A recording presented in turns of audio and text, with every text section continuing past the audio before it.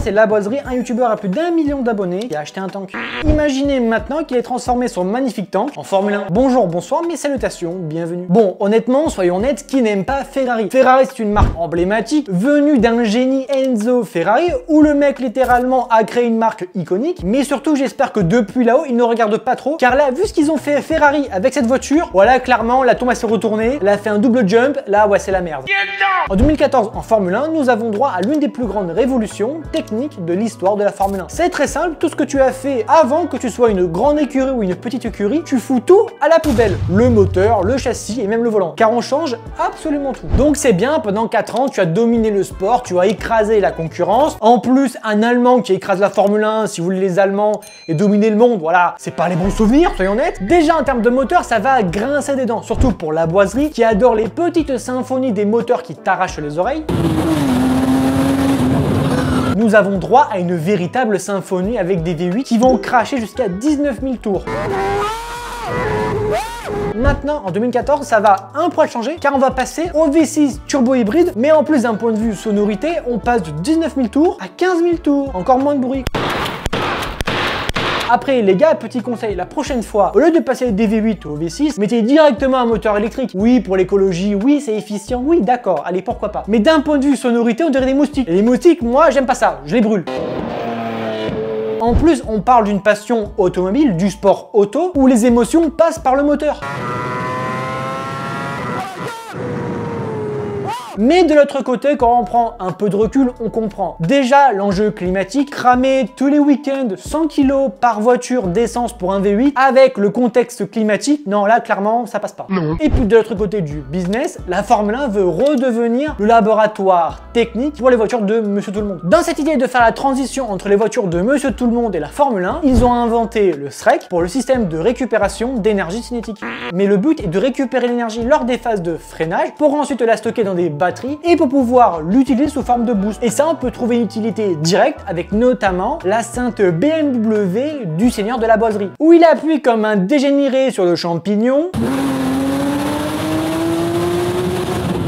Sauf qu'au bout d'un moment, c'est bien d'appuyer sur le champignon, on est content, mais il faut bien s'arrêter. Non, parce qu'en fait, le problème, c'est que le platane derrière, bizarrement, il se rapproche un peu trop vite. Et se prendre un platane dans la gueule, non, pour la santé, c'est pas idéal. Tu vas appuyer toute ton énergie, de toute ton âme pour exploser littéralement la pédale de frein avant de faire un magnifique bisou baveux au mur. Sauf que cette énergie utilisée pour freiner la voiture, et notamment les plaquettes de frein qui sont en train de chauffer comme jamais, c'est de l'énergie qui est perdue. Alors bien évidemment, tu peux récupérer l'énergie, notamment, tu sors l'étrier de frein, ok, il est à 300 degrés, tu prends des petites chipots, ok, tu fais un barbecue. Mais encore une fois, pour la santé, faire griller des merguez et des chipots sur un disque de frein, non, je recommande pas. Non, ça doit pas être bon, je pense. Non, c'est pas incroyable. De quelque part, le SREC va utiliser cette énergie perdue. Et ce système de SREC a fait son apparition en Formule 1 en 2009. Et là, vous allez me dire, mais attends, je comprends pas. On parle de 2014 et puis de 2009. Oui, ne t'inquiète pas, ça va bien se passer. Et ce système permet de délivrer une puissance supplémentaire pendant 6,67 secondes. Oui, quand je fais l'amour, je suis autant rapide que lui. Je suis Flash McQueen de la baise, moi. On peut se dire, ok, bon bah finalement ça tient pas longtemps, mais au moins on fera de l'économie de carburant, du coup lors des ravitaillements, on va moins consommer quoi, c'est bien non? Bah pas du tout en fait, parce que l'économie est d'à peu près 1,5 litre, donc 1,5 litre. Cristalline, c'est mono. Oui, la cristalline c'est mono, tout ça, mais dans 30 ans il n'y en aura plus. Et le clou du spectacle, vraiment pour achever ce SREC, cela permet de développer seulement une puissance de 80 chevaux, alors qu'un bloc de Formule 1 en 2013, le V8, développe 800 chevaux. Vous êtes satellisé. 80 chevaux, c'est la puissance de ma voiture. C'est quasiment rien. Ah non, parce que je vous le dis, hein, c'est rien. En plus, ce beau bébé n'est pas du tout léger et rajoute 40 kg à une Formule 1. Alors pour un humain, prendre 40 kg, c'est déjà énorme, hein, comme moi, ça s'est vu, hein, là. J'ai bien mangé à midi, quoi. Le Burger King, on y est bien allé. Mais là, prendre 40 kg en Formule 1 pour 80 chevaux pendant 7 secondes. Les calculs sont pas bons, Kevin. Non, les calculs sont pas bons. Là, on repart en prépa. Ouais, va en prépa, c'est parti. Dites-vous quand même que si demain, une écurie de Formule 1 décide de prendre ce système, 10 kg en Formule 1, c'est à peu près 3 à 4 dixièmes par tour. Donc si on fait les calculs, si je passe que je retiens 2, que je pose, je trouve bien évidemment Washington. Ah non, attendez. Non, c'est pas ça. Bah non, parce que c'est un chiffre de base. Washington? Oula, c'est peut-être pour ça que j'ai loupé la prépa, ouais. Bref, donc ce strike c'est tellement pas pratique que dans sa première version, personne ne va littéralement l'utiliser. Et du coup, en 2014, ils vont nous le ressortir dans une nouvelle sauce. On va garder toujours un système de récupération d'énergie. Sauf qu'avant on avait le K, maintenant on a le H. Il faut vraiment que je fasse attention à cette blague parce que le H, je risque d'avoir des problèmes. Et je viens à peine de commencer, donc ça sera un peu chiant de perdre ma chaîne YouTube. Abonnez-vous. Et du coup, maintenant nous avons droit à une grande famille qui va s'appeler l'ERS. Nous avons d'un côté droit au MGU-K et de l'autre côté le MGU-H qui va récupérer l'énergie des gaz d'échappement. Et je vous vois arriver avec la blague très limite, le H et le gaz d'échappement. Mais bon, voilà, on va s'arrêter là parce qu'encore une fois, ma chaîne YouTube va disparaître. Et maintenant, ce système d'ERS va pouvoir développer 161 chevaux. Donc concrètement, en 2014, le moteur ne demande qu'une seule chose, exploser. Comme ça, chier dedans. Nous avons droit à un V6, nous avons droit à un système de récupération d'énergie. Ensuite, nous avons bien évidemment des batteries pour stocker l'énergie. Et ensuite, bien évidemment, nous avons droit à un turbal, car le turbal, c'est génial. En parlant de poids, la Formule 1 a pris du poids. Comme moi depuis 6 ans, non mais cette année c'est mon année, ouais. Chaque année je me retrouve avec 2 kilos, bientôt je vais exploser, mais c'est pas grave. En 2013, les Formule 1 faisaient 642 kilos et en 2014, elles feront 690 kilos. Oui, nous sommes d'accord, là elles ont pris une double ration de frites. Maintenant, nous allons rentrer dans le cercle de l'enfer de chez Ferrari. À chaque nouvelle réglementation technique, on se dit que cette année, c'est son année. Car Ferrari, c'est un mythe en Formule 1, que ça fait depuis des années qu'ils sont en Formule 1. Cette année, c'est leur année. Et pour atteindre cet objectif de devenir champion du monde, ils auront droit à 2 champions du monde de Formule 1. D'un côté, papy Fernando Alonso, qui est double champion du monde de Formule 1. 10 ans après, il sera encore double champion du monde de Formule 1. Donc c'est un petit spoiler de comment ça va mal se passer cette saison. Et de l'autre côté du garage, nous avons droit à l'incroyable Kimi Raikkonen, champion du monde de Formule 1 avec Ferrari et qui revient dans la maison mère. Clairement, les problèmes ne viendront pas des pilotes. Si on dit que le problème c'est les pilotes, j'explose une caravane. Ferrari va alors nous présenter sa prétendante, la Ferrari F14T. Mais malheureusement, qui ne donne pas d'émotion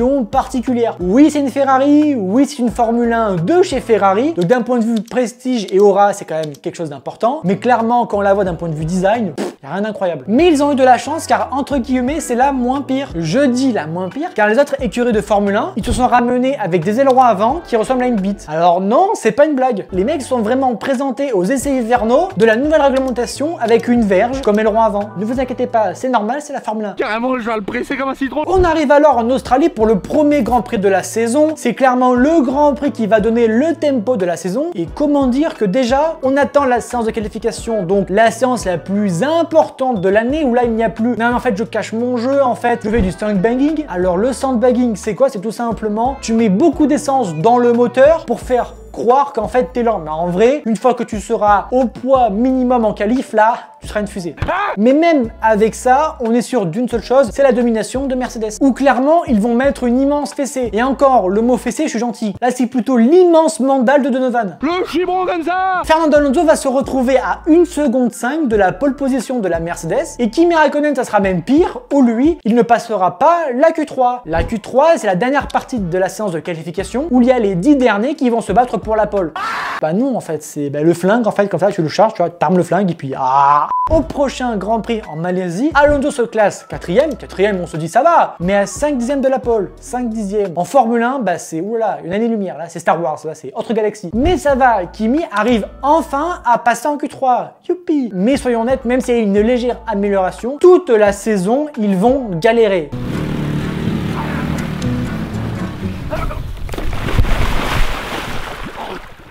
Sur toute la saison 2014, Alonso n'a fait que 2ème comme meilleur résultat en Hongrie. La performance brute, je suis honnête, il n'y en a pas. Non, ça n'existe pas. Arrêtez de chercher, ça n'existe pas, putain. Arrêtez de chercher, les gars. Il y en a pas. Elle connaît pas. Elle. Performance? Non, elle connaît pas. Ferrari va vivre littéralement un cauchemar éveillé avec la pire saison depuis 1993. Le chibron comme ça. Dans ce désastre à ciel ouvert, il faut quand même que je vous raconte une anecdote pour vous montrer le désastre à l'intérieur. Nous sommes en séance de qualification au Grand Prix du Brésil. Là, à ce moment-là, la saison est quand même bien avancée. On sait que la voiture, bon, bah, c'est une poubelle. Voilà, là, au moins, on est sûr. Mais Alonso, il va partir en qualification, là où tu as le besoin d'avoir les batteries rechargées, mais en fait pas du tout car les batteries seront déchargées. Alors oui, avec le système hybride on peut recharger les batteries, mais partir en qualif sans être branché et sans être rechargé, bah non, bah c'est une catastrophe. Désormais on va parler des défauts de la voiture. Cette grosse merde. Déjà le premier défaut et le défaut le plus important finalement, c'est que le moteur manque de puissance. Vous vous rappelez du système de l'ERS, le système de récupération d'énergie? Ils avaient des problèmes pour récupérer correctement l'énergie et en plus le système il surchauffait, il était en chaleur quoi. Le moteur Ferrari Ferrari accusait entre 50 et 70 chevaux de retard comparé au moteur Mercedes qui était clairement le meilleur moteur de la grille. Ah là là, des Allemands qui dominent le monde. Ah là là, les mauvais souvenirs encore. Ah là. Avec ce manque de puissance, Ferrari estimait qu'en ligne droite, il perdait entre 5 et 7 dixièmes. En fait, le problème du moteur est qu'ils ont essayé de faire le moteur le plus compact et le plus petit possible pour pouvoir dégager un maximum de flux d'air direction le train arrière. Et du coup, comme ça, en théorie, cela permet de mieux coller la voiture au sol. Et tant qu'à faire, comme le moteur est foiré, on va, tant qu'à faire, foirer l'aéro. La voiture est imprévisible et inconduisible. Et on parle quand même que ces commentaires ont été dits de Alonso et de Kimi Raikkonen, champions du monde de Formule 1. Donc les mecs en connaissent un minimum. Pour que ces mecs te disent que la voiture c'est une poubelle, il faut y aller là. La caméra embarquée avec Fernando Alonso au Grand Prix d'Abu Dhabi nous donne littéralement des sueurs froides. La voiture va à la fois avoir du sous-virage et du sur-virage. En général, en sport auto, vous avez soit du sous-virage, donc vous avez l'avant de la voiture qui va glisser inexorablement vers le mur et se prendre un mur, encore une fois pour la santé, je le répète, on sait jamais, c'est pas bon. Ou soit vous avez le survirage, donc l'arrière de la voiture qui est vraiment très léger et du coup tu vas partir en toupie Beyblade. Mais avoir sur un même tour les deux en même temps, vous avez bien évidemment un très gros problème. Pour bien comprendre pourquoi ce problème est si grave, je vais faire une analogie très grasse. C'est comme si demain vous êtes avec votre partenaire, homme ou femme on s'en fout, et que là bizarrement vous avez un truc devant et derrière. Il y a peut-être un problème.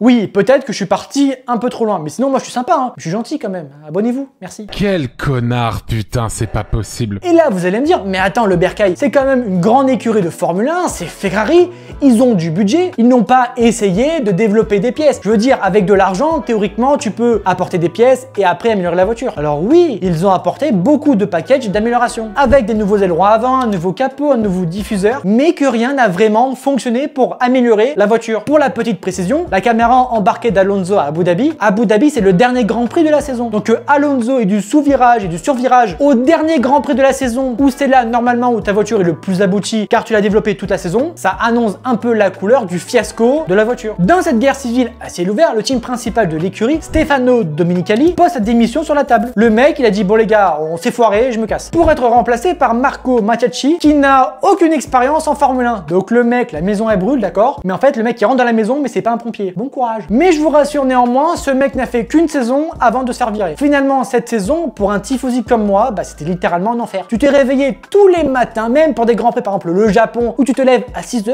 pour voir Alonso à des années-lumière de Mercedes. Honnêtement, je suis sûr que le tank de la boiserie, il est plus performant que ça, hein, vraiment. Alors oui, en termes de vitesse pure, en ligne droite, un tank va aller moins vite qu'une Formule 1, mais d'un point de vue franchissement, il vaut mieux un tank. Merci d'avoir regardé cette vidéo, j'espère que cette vidéo de rentrée vous a plu. Nous en rendez-vous vendredi prochain à 18 h 02, c'est précis, et puis ciao quoi, et puis à vendredi prochain quoi, et puis bah les maracas quoi.